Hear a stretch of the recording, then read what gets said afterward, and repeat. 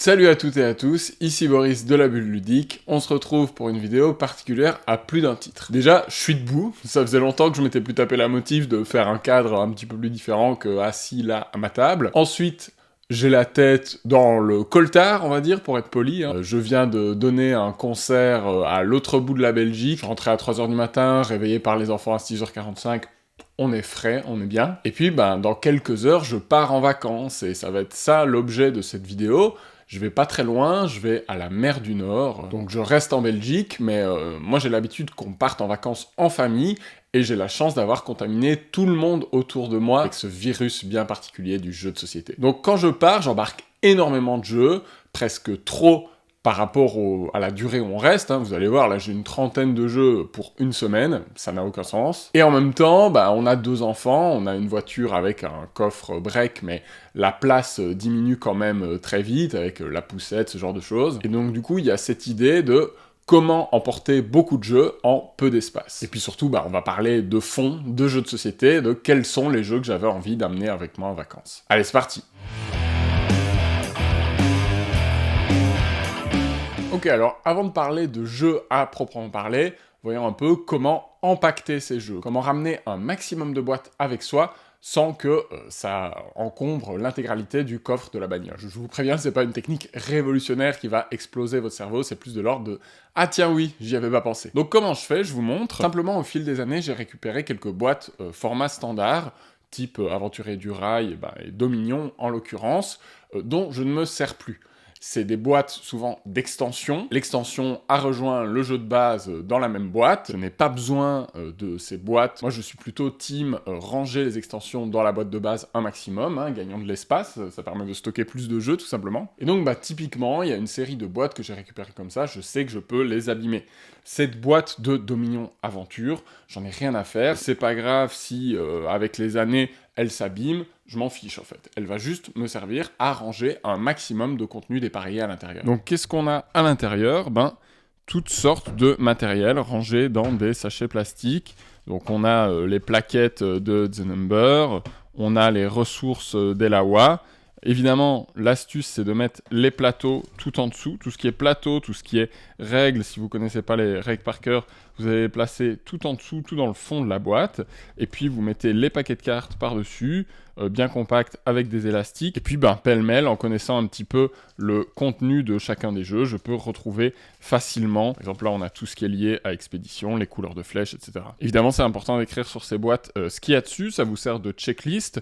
Et puis, ça vous permet de regarder un coup d'œil ce qu'il y a dans cette boîte. Quand il s'agit de choisir le jeu auquel vous allez jouer le soir, comme ça, vous ne devez pas parcourir l'ensemble de la boîte pour vous souvenir ce qu'il y avait dedans, mais un simple coup d'œil au petit papier suffit. Du coup, évidemment, en fonction de la quantité de matériel des jeux, c'est parfois possible de mettre énormément de jeux dans une même boîte. Vous voyez, dans cette boîte de Pandemic Legacy, saison 1, j'ai terminé la campagne, j'ai plus besoin de la boîte, clairement, j'y rejouerai pas.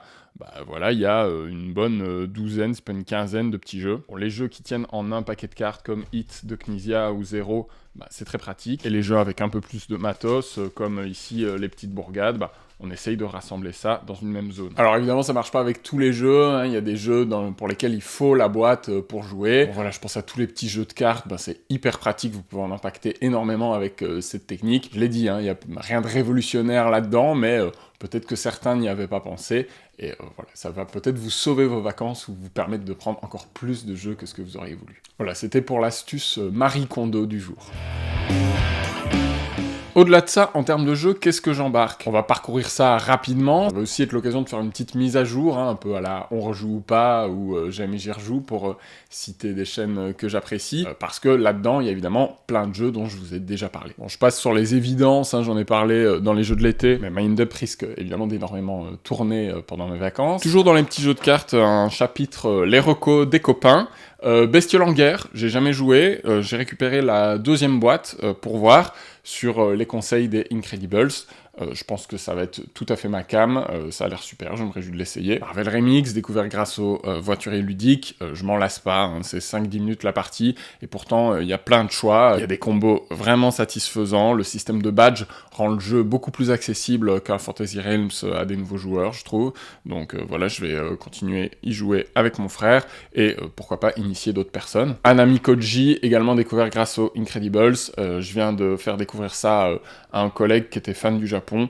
Il a tout de suite craqué sur le jeu, il a tout de suite dit qu'il allait l'acheter. C'est tellement un alliage d'illustrations splendides avec un gameplay ciselé, hyper malin. Ça peut se jouer jusqu'en 3 manches, ça peut se terminer en une seule. Dans tous les cas, on a le sentiment d'avoir réfléchi, de s'être creusé la tête, d'avoir potentiellement bluffé notre adversaire, d'avoir tenté des paris.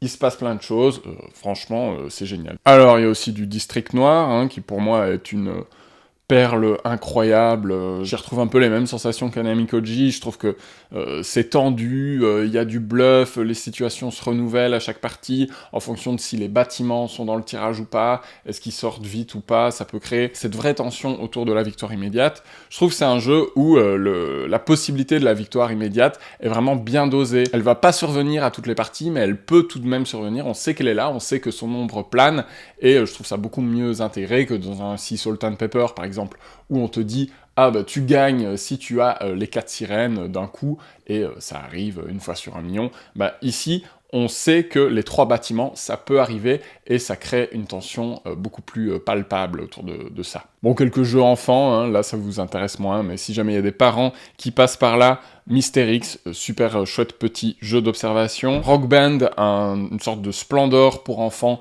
de Théo Rivière, où on doit former un groupe de rock avec des pingouins. Il y a un pingouin batteur sur la boîte, franchement, comment résister. Et les illustrations sont top, hein, franchement, regardez-moi la tronche du pingouin claviériste. C'est un petit jeu de collecte de ressources très simple. On récupère des poissons, et quand on en a suffisamment pour recruter un pingouin, on l'achète en dépensant nos ressources. Le premier à avoir complété son groupe de 4 musiciens a gagné la partie. 12 animaux aussi, un memory coopératif avec un twist hyper malin.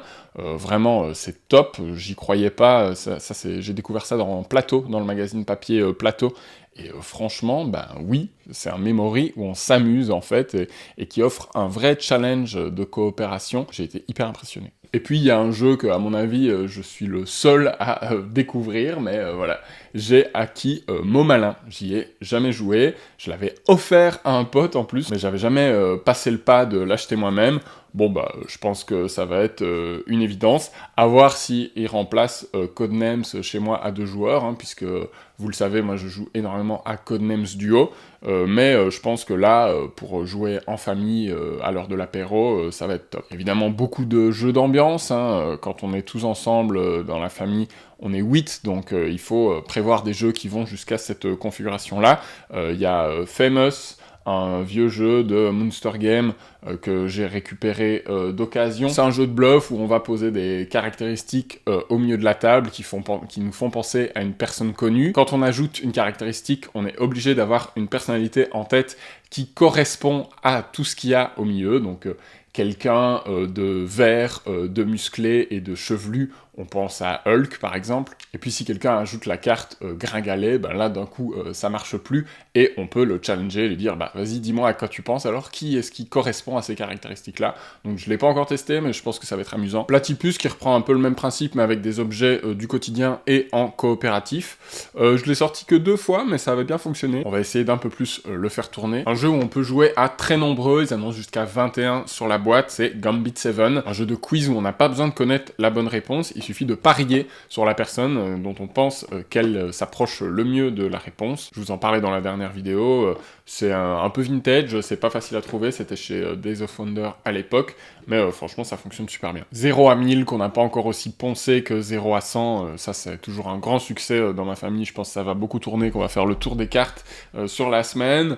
Olé Guacamole, hein, toujours un classique chez moi du jeu de lettres, je trouve que ça fonctionne hyper bien. Focus, le petit jeu coopératif à 2 qui se joue en 5-10 minutes, mais où on prend beaucoup de plaisir. Elawa, parce que c'est une tuerie absolue. Update, j'en ai refait 4 parties depuis la vidéo où j'en parle. J'y joue également sur Board Game Arena, et franchement, je trouve ça vraiment excellent dans le format. J'ai tout le temps envie d'y jouer, en fait, tout simplement, je le trouve hyper malin, il y a plein de stratégies viables, j'adore ce jeu. Et The Number, parce que chez moi, ça marche, et que quand on y joue avec une table qui est de bonne volonté, qui prend du plaisir et qui comprend toute la finesse tactique du jeu, je pense que tout se joue dans la manière dont on le présente. Si on arrive en disant bah vous allez voir, je sais pas trop, on écrit des chiffres, il se passe des trucs, bah c'est sûr que l'enthousiasme risque de pas prendre. Une fois qu'on parvient à communiquer toutes les subtilités du jeu, à les transmettre dès l'explication de règles, et si les autres autour de la table sentent qu'on est nous-mêmes enthousiastes, bah je pense que c'est un de ces jeux qui peut faire un top ou un flop en fonction de la première appréhension en fait, des premières secondes de contact avec le jeu, donc c'est très fragile, mais chez nous ça marche super bien, et donc je vais prendre un grand plaisir à y jouer cet été. Allez, on attaque les boîtes un peu plus grosses, on va y aller progressivement en termes de difficulté. The Great Split, qui sort bientôt en français, je crois. Bon, bah, un jeu où on peut jouer jusqu'à 7 en simultané, avec une mécanique que j'adore, qui est le I cut, you choose. Franchement, ce serait vraiment une erreur de pas le prendre. Chez nous, ça tourne énormément, j'y fais jouer mes parents sans souci. C'est une merveille, je trouve, de jeu familial, même si l'édition ne laisse pas transparaître son accessibilité, en fait. Mais franchement, je vous le recommande. Alors, à ce stade, attendez la VF, hein, je suppose, mais moi, je l'ai depuis Essen dernier, et on y joue tout le temps, en fait. Les petites bourgades, qui rentrent un peu dans le même format, c'est-à-dire qu'ils jouent jusqu'à 6 simultanément. Alors, en même temps, c'est un puzzle solitaire sur son plateau personnel, et en même temps, il y a beaucoup d'interactions, surtout quand on est un faible nombre de joueurs, parce qu'on peut vraiment surveiller ce qui se passe chez les autres, les ressources qu'ils essayent d'obtenir. À chaque fois, quand on est premier joueur, on va dire une couleur de ressources, gris, jaune, rouge, etc. Et tout le monde va devoir la placer sur son plateau. Et une fois qu'on a accompli un certain pattern qui correspond aux bâtiments qui sont au centre de la table, on peut retirer ces ressources et mettre un bâtiment à la place. C'est un jeu où la courbe d'apprentissage est très rude, les premières parties on peut complètement se bloquer, moi même après 20-30 parties, ça m'arrive encore que ça soit la catastrophe et que je me plante complètement et que je fasse un score quasiment négatif, mais c'est pas grave, ça dure 20-30 minutes, j'ai les 2 extensions, donc il y a énormément de possibilités de rejouabilité, et nous, on a toujours envie d'y revenir. On a vraiment un très bon ratio temps de jeu, profondeur. Alors oui, c'est casse-tête, faut aimer ça, faut aimer le côté puzzle. Moi, j'aime pas quand c'est trop solitaire, comme dans Calico, par exemple. Mais là, la dose d'interaction, pour peu qu'on joue à 4 maximum, on va dire, je trouve qu'elle fonctionne très bien. Et elle me met vraiment dans le jeu, en fait. Elle fait que je m'investis dedans et que ça va au-delà de mon propre plateau. Je regarde aussi ce qui se passe autour de la table. Roa, qui a un poids moyen, qui n'a rien de révolutionnaire, mais qui est très efficace, je trouve, dans sa mécanique. J'aime ce côté board building où on va acquérir des pouvoirs au fil de la partie. Et là aussi, il y a une belle sensation de renouvellement. En tout cas, pour le moment, j'en ai fait 5 ou 6. Je l'ai aussi pratiqué sur Board Game Arena, il se joue très bien de cette façon-là aussi. Et il a le bon goût de pouvoir être joué jusque 5 en 3 quarts d'heure maximum. Franchement, en tant que jeu familial, ça se pose là. Alors, Archaeos Society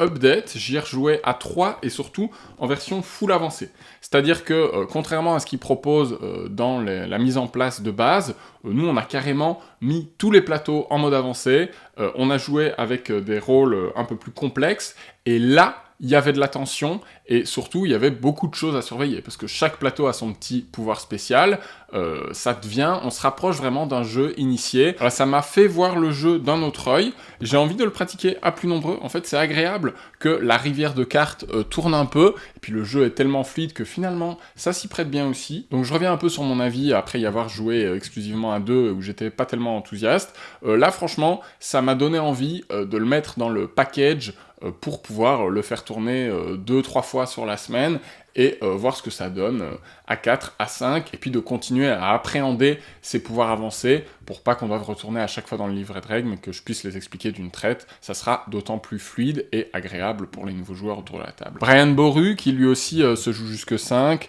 jeu de pli, contrôle de territoire, un super jeu très très épuré, comme j'aime. Franchement, en plus la direction artistique est assez ambitieuse, ça ressemble pas beaucoup à d'autres jeux du paysage ludique. Non, franchement, Brian Boru c'est top, et je me réjouis d'y initier ma famille. Toujours dans cette idée des jeux familiaux qui se jouent à beaucoup, qui s'expliquent facilement, j'ai reçu récemment Expédition, la réédition de Grand Safari par Super Meeple, donc évidemment, j'ai entendu parler du jeu grâce à Simon Dupastan. Alors, c'est tôt pour formuler un avis dessus, parce que j'ai fait qu'une seule partie et à 2 joueurs, ce qui, à mon avis, n'est pas la configuration optimale. Et en même temps, c'était très malin. On sent déjà le côté rotor, l'interaction, les subtilités, le fait que ça peut aller très vite, qu'il y a moyen de comboter si on veut l'appréhender en tant que joueur un peu expert, entre guillemets. Et en même temps, bah oui, les règles tiennent sur un post-it, il y a une pureté mécanique qui est très agréable. Ce côté, vraiment, à mon tour, je pose une flèche d'une des 3 couleurs et c'est tout, suivant. Et en même temps, des subtilités, parce que je fais une boucle et puis je dépense 2 tickets et bam, je suis 3 cases plus loin. Donc voilà, je me réjouis de le pratiquer à plus nombreux. Je pense que c'est un des jeux qui va sortir très facilement. Et enfin, il fallait tout de même un Eurogame expert dans le package.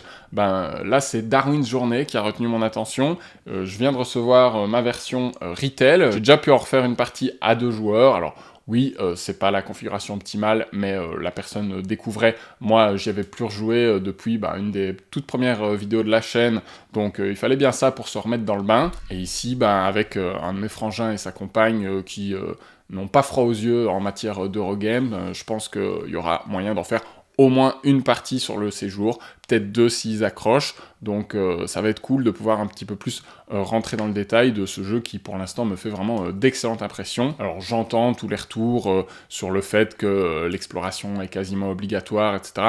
Voilà, on va voir si ça me gêne sur le long terme ou pas, mais clairement pour l'instant j'ai juste envie d'y revenir. En plus la version retail se trouve à 45-50 €, alors oui, il n'y a pas les extensions comme dans la Deluxe, etc. Mais en fait je trouve ça très chouette que la Deluxe soit une vraie Deluxe dans la démesure, avec les extensions, les modules, etc.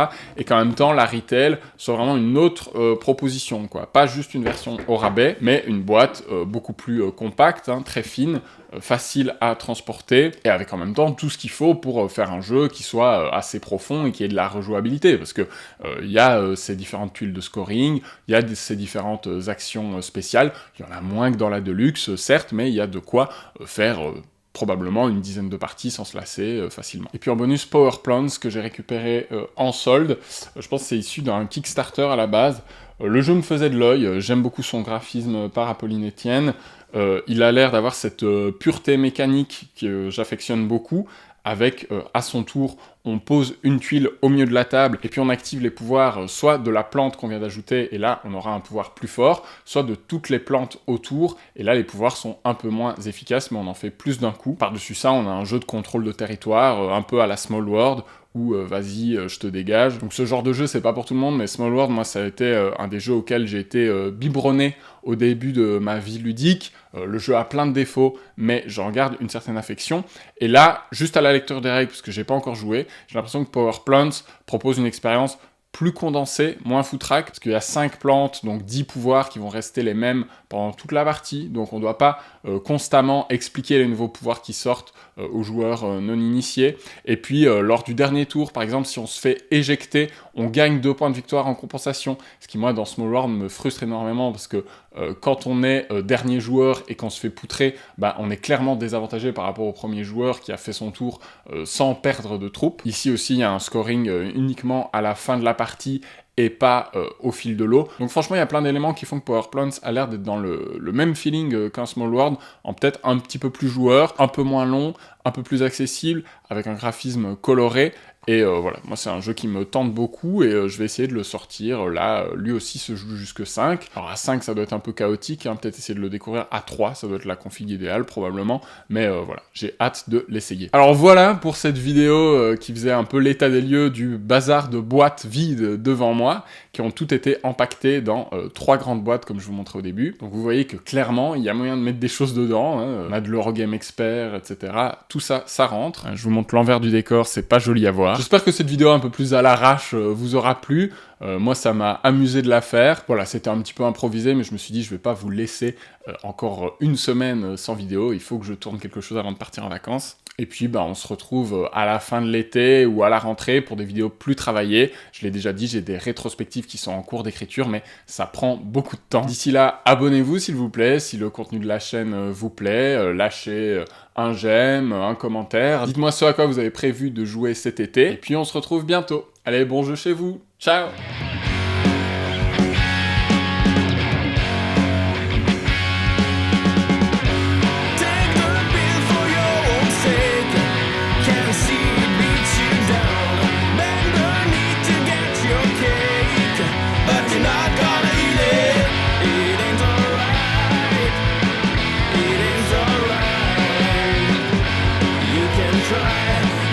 Shine.